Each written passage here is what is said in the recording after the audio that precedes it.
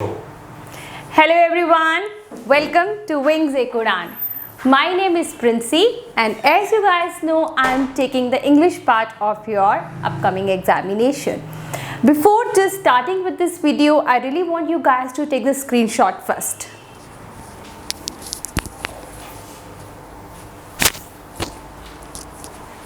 I hope you are done with the screenshot. Guys, आज जो मैं टॉपिक ले रही हूँ that is error spotting. This is one of the most important topic among all those topics there in your syllabus and not only for this examination. ये एक ऐसा topic है जो हमारे मोस्टली कॉम्पिटिटिव एग्जाम्स में पूछा जाता है एंड इसी में ही मोस्टली कहीं ना कहीं डिफिकल्टी हो जाती है और वेटेज भी इसी ही टॉपिक की सबसे ज़्यादा होती है. Errors, when I talk about the errors, it means there might be an error in the tense of a sentence, in the preposition it could be wrongly used, कुछ conjunctions गलत हो सकती है, कुछ article में mistake हो सकती है. In short, जो भी हमारे basics हैं grammar के उसके related ही कोई error होगा. बच्चे मुझसे जनरली पूछते हैं कि ma'am what will be the best approach to do this types of questions. इसको कौन सा ईजिएस्ट वे है जिससे हम एरर्स को जल्दी विद इन सेकेंड्स डिडक्ट कर पाए. So this video is all about that. Today I will be telling you कि क्या वो आपकी बेस्ट अप्रोच होनी चाहिए जिससे आप बहुत ईजिली एरर्स के क्वेश्चंस को सॉल्व कर लीजिए.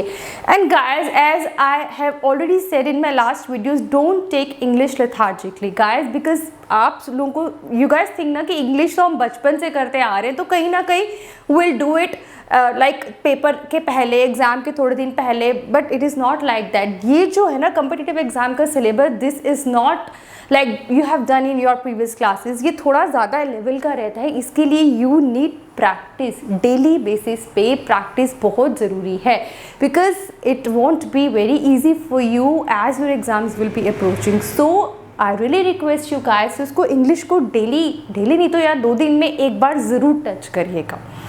स्पेसिफिकली एरर्स का ये जो है. So without wasting any more time, I really want you guys to directly come over this thing. So here today I have written 10 examples and all of these are different from one another. So I was talking about the best approach. How will you do the error related questions? So the first and the foremost thing you have to keep in mind is the tense of the sentence. आपको sentence जो भी लिखा है आपके question में उसके tense पे focus करना है guys. देखो वो प्रेजेंट में जा रहा है, पास्ट में जा रहा है, फ्यूचर में, तो पहली अप्रोच हमारी हमेशा होनी चाहिए टेंस की. चलिए मैं बताती हूँ how. Look for the first example. When the dentist came in, okay, as I came, past पहले इंडिकेशन हो गया. My tooth was stopped aching was again past. Out of the fear that I might lose my tooth, new error. मतलब dentist जब अंदर आया तो मेरा जो दांत का दर्द था वो रुक गया. डेंटिस्ट को देख के ही मेरा दांत का दर्द रुक गया. सो कहीं ना कहीं ये आपको टेंस का इसका क्लियर हो गया. मैंने कहा first approach should be of the tense की it is in the past tense. तो अब देखते हैं आगे क्या है. When the dentist came my tooth was stopped. Guys was stopped, I mean was एक आपका ऑक्सिलरी आ गया. स्टॉप्ड ये यूज होता है was stopped with, it is followed with the by in passive form, active and passive. But ये जो sentence start हुआ है ये एक एक्टिव टेंस में हुआ. When the dentist came in my tooth was stopped bye whom. अगर ये पैसिव में जाता तो कोई ऑब्जेक्ट होता स्टॉप्ड के बाद. तो कहीं ना कहीं इतना हमको पता चल गया our error is in this line. So when the dentist came in my tooth, यहाँ पर वॉज ऑमिट होगा. Stopped aching out of fear that I might lose my tooth. इसमें द मिस्टेक इज वॉज यहाँ पर use नहीं होगा. Guys errors के question में याद रखिएगा यहाँ पर ओमिशन भी होगा. ओमिशन मतलब कोई वर्ड हमें हटाना हो सकता है, एडिट यानी कोई हमें पुट इन भी करना हो सकता है वर्ड, कुछ चेंजेस भी, कुछ किसी भी तरह का एरर बेस्ड क्वेश्चन आ सकते हैं. So our error is in part B. तो आपको पता ही है ऑप्शंस में, यहाँ तो मैंने बिकॉज स्पेस इतनी नहीं थी तो मैंने ऑप्शंस नहीं लिखे. एग्जामिनेशन में आपको ऐसा आएगा ए बी सी डी या ई अगर होता तो you know your problem area, your error is in option B. तो यहाँ पर I am telling you how to solve the error. So यहाँ पर हमारा आपने देखा अप्रोच क्या रही इस सेंटेंस को करने के लिए टेंस. चलिए सेकंड पर आते हैं. The parents scolded the child for having broke the window but their words fell on deaf ear. So again, scolded, tense is clear. It's again the sentence is flowing in the past one. For having, अब ये जो having broke, यहाँ पर कहीं ना कहीं error है, वो क्या है? having, this is a gerund basically. जुरन्स में क्या रहता है, हमेशा इट इज़ फॉलोड बाय जो पास्ट पार्टिसिपल्स हो जाते हैं, इसके साथ वर्ब का हमेशा थर्ड फॉर्म लगता है. याद रखिए, हैविंग ब्रोकन, हैविंग डन, इनके साथ हमेशा वर्ब का हम थर्ड फॉर्म लेके चलते हैं.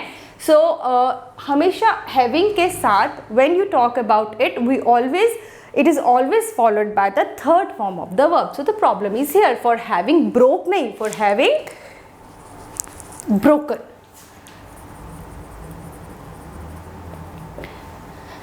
Okay, जैसे यहाँ having की जगह being होता है. I have been taken to the college by I have been taken to the party.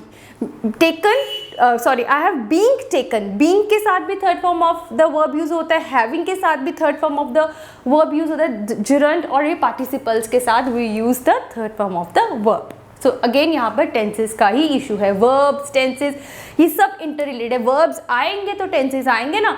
अब जो टेंसेस है ये सिर्फ एक छोटा सा हेडिंग नहीं, इसके अंदर बहुत सारे और हेडिंग्स हैं जो हम सबको अच्छे से प्रिपेयर करने हैं before coming to the error spotting. Now look for the third one. Children visiting the park are assumed. Now tense says that this is the present, okay? By monkeys play in the cages. Yeah, no error. Okay, यहाँ पर देखिए, children visiting the park, ing form use हुआ है, again participle हुआ है. जब ये continuous हो रहा है तो children visiting the park are amused by monkeys playing in the cage. Got it? So here यहाँ पर आपने in the first one you have to omit was, and this one you have to insert ing. So errors fall here in the question number third, because यहाँ पर play की जगह क्या आना चाहिए था? playing. Now look for the fourth one. Video game. और ये जो सेंटेंसेस मैंने लिए ना, ये वही हैं जो पहले एग्जाम्स में पूछे गए हैं. So I am basically taking those only जो लेवल रहता है एग्जाम्स का, यही रहता है. ना ज़्यादा टफ होता है प्रिलिमिनरीज में, ना ज़्यादा ईजी होता है, ये वाला लेवल रहेगा. Video games may not necessarily adversely affect the academic results in children contrary to most parents perception. या no error. ओके, यहाँ पर अभी सेंटेंस को ध्यान से देखिए. अभी एक बार रीड अगर आपने करा तो you will find there is no error in it, but there is an error. What is that? Video games may not necessarily adversely affect the academic results in children. Guys, results के साथ इन भी लगता है, results के साथ on भी लगता है, ऑफ भी लगता है. वो कैसे पता चलता है? अगर यहाँ पर होता drinking milk results in the results in the height of the children, तब result in जब बच्चे के अंदर कोई चेंज आता है. बट यहाँ पर जो चेंजेस पता चल रहे हैं वो एकेडमिक यानी कि पढ़ाई के रिलेटेड चेंजेस आ रहे हैं. तो ये सेंटेंस कैसे बनेगा? वीडियो गेम्स में not necessarily adversely affect the academic results of the children. अब यहाँ पर ऑफ और इन मतलब जब उस पर्टिकुलर बच्चों के अंदर या बच्चों के अंदर चेंजेस नहीं आए, बच्चों की पढ़ाई के अंदर चेंजेस आए. तो हेयर यहाँ the correct word that has to be put here, the correct preposition should be here off instead of the in. So देखा यहाँ prepositions का error आया.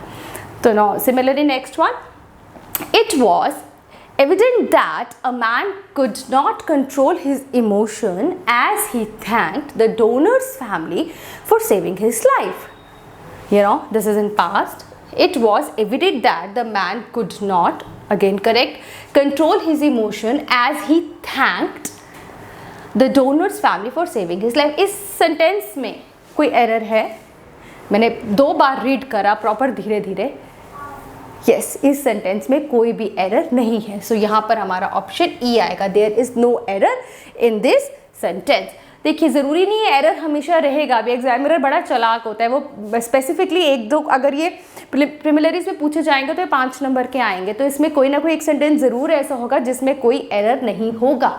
Got it? So you have to be, ज़रूरी नहीं error होना ही होना है. सो यहाँ the option is no error because this is a complete sentence. It does not need any of the changes. All right, now look for the sixth one. Many citizens are gravitating towards the nation's second largest state because it offers ample job opportunities. Yeah, no error. As I have read the sentence, do you find any change in? Do you find there is an error in this sentence or not? एक बार फिर पढ़िए. Many citizens are gravitating towards the nation's second largest state. बड़े citizens उसकी तरफ attract हो रहे हैं जो second largest state है हमारा country का, because it, yes, the mistake is it offer नहीं, it offers.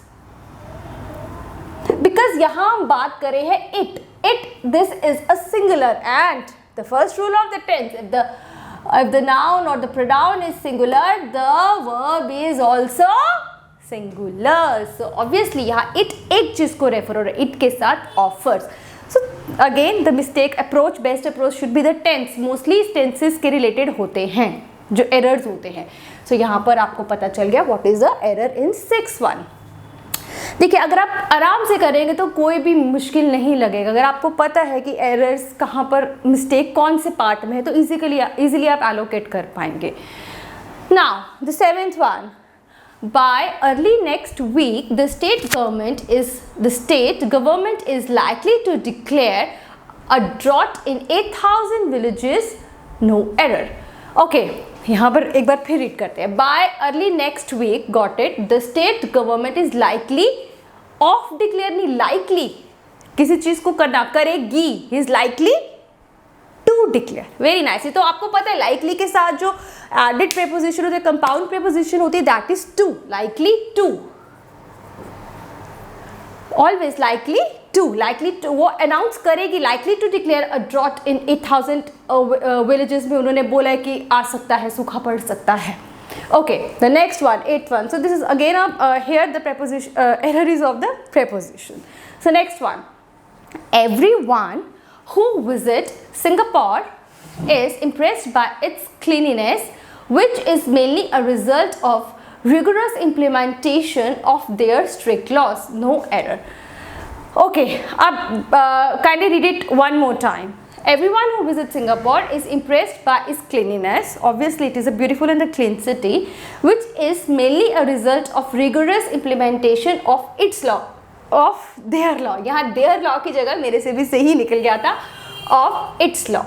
Reason there नहीं, we are talking about it's Singapore. I mean एक particular एक country के बारे में बात करते तो their law नहीं, its law. There when we talk of many, so यहाँ पर क्या आएगा? Its law. It's of its strict laws. Yeah, no error. It is very obvious. You know, while you're doing the error based question, sometimes क्या होता है, आपको जब fixed पता है कि इसके साथ यही यूज होगा, तो अब जैसे मैंने सेंटेंस है, पढ़ मैं ये रही थी लेकिन मेरे मुंह से सही वाला निकल गया. यहाँ पर भी I think I have done this one because मुझे पता है लाइकली के साथ हमेशा टू आता है, मुझे पता है ऑफ इट्स स्ट्रिक्ट लॉस आएगा. तो कभी कभी आपको खुद you know by your past experience you can जज कि एरर क्या होगा. Got it? So it's again very easy one. Now look for the next one. The bridal dress was most unique. वो क्यों है भाई वो यूनिक इतनी डिफरेंट? क्योंकि that is because this means the reason why the prince designed and his mother provided the lace fabric. Again I have told you the approach should be the tense. तो इसका ठीक है, was past जा रहा है, designed past आ गया, provided past आ गया. This means error की error जो है वो tenses में नहीं है, tenses की गलती नहीं है. तो फिर और क्या गलती हो सकती है? यहाँ पर देखिए आपको अगर आपको याद होगा, मैंने जब आपकी आर्टिकल्स लिए थे तो मैंने बताया था सुपरलेटिव डिग्री के साथ मोस्ट के साथ क्या यूज़ होता है. Yes, the most. तो यहाँ पर जो हमारी मिस्टेक है एरर की वो हमारे सेंटेंस बी में है. यहाँ पर एक इंसर्ट होगा द मोस्ट यूनिक.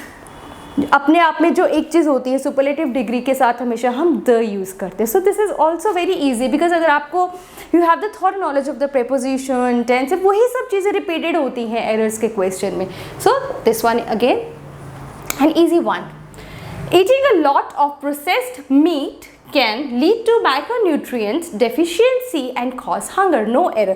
अभी जैसे मैं अभी रीड कर रही हूँ, आप देखिए, eating a lot of processed meat can ये पूरा जो सेंटेंस अभी मेरा चल रहा है ये प्रेजेंट में चल रहा है, तो लेड नहीं आएगा यहाँ पर, ये तो पास्ट हो गया, तो lead. Yes, error, the mistake is in the tense. Eating a lot of processed meat can lead to micronutrient deficiency and cause hunger. So you guys have seen these are very easy one, मतलब यही level रहता है आपको, तो कोई इतना घबराने की ज़रूरत नहीं है एरर वाले क्वेश्चंस में. You might know the approach how to do it. As I have told you, look for the tense first. अगर tense सही है तो यानी कि गलती कहीं और है. गलती कहाँ पर है? या preposition के बॉक्स में आती है गलती, या हमारी आर्टिकल्स में गलती होगी, या हमारी कंजंक्शन गलत यूज़ होगी, ये सब चीज़ें होंगी. इसके अलावा और कोई गलती नहीं होती है. तो एरर्स से भागने की, घबराने की ज़रूरत नहीं है. हाँ, इंग्लिश को प्लीज़ ध्यान से करिए, इसको मत सोचिए कि हम लास्ट में कर लेंगे. This is as much as important as your other subject. So guys, give it इधर टाइम इवेलुएट करिए कि इतनी देर इंग्लिश को भी देंगे तभी I can help you and you guys can help yourself in scoring the full, इसके grammar के तो पूरे नंबर आपके हाथ में आ जाएंगे, बिकॉज ऑब्वियसली ग्रामर का वहाँ ऑब्जेक्टिव टाइप होता है, तो if you are wrong, if you are right in this, you can grab the whole marks. So this is all about today's video. In my next video I'll come up with the idiom and the phrases, another very important topic for you guys, how to make the how to find that hidden meaning of the idiom and the phrases. This is all for today's lecture. Thank you.